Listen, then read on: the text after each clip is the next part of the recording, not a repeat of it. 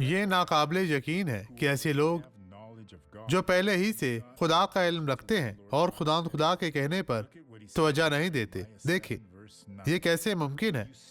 ये यर्मिया बाब 7 आयत 9 में लिखा है, क्या तुम चोरी करोगे, खून करोगे, जनाकारी करोगे, झूठी कसम खाओगे और बाल के लिए बखूर जलाओगे और गैर माबूदों की जिनको तुम नहीं जानते थे पैरवी करोगे। खुदा ये किसी भी जंग के लिए तैयार रहने के बारे में है, क्योंकि जब दुश्मन आता है, अगर आप नेक नीति में हैं तो आप कहते हैं यीशु के नाम पर निकलो और खुदावंद आपकी मदद करता है।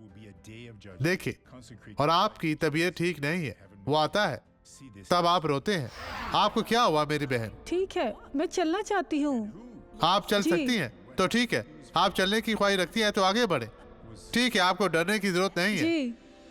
ये आपकी छड़ी कब से आप इस्तेमाल कर रही हैं? 2018 से लोगों, अब 6 साल हो चुके हैं। इसे अपने कंधे पर रखें, वहां हाल की तरफ जाएं। चले चले चले मेरी बहन, खुदावंद आपके साथ है। उसने आपको शिफा दी है। बगैर किसी सहारे के आगे बढ़े।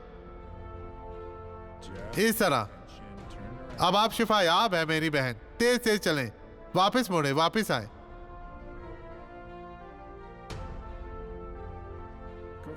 तेज चले मेरी बहन, तेज।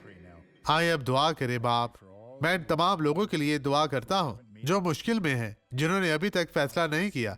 बाप, इन लोगों को बरकत दे, निजात दे, हर तरह की आजमाइश से बचा और बदी इनकी जिंदगी से चली जाए, खत्म हो जाए। मैं हुक्म देता हूँ यीशु के नाम में। खुदा आपको बरकत दे। आमीन।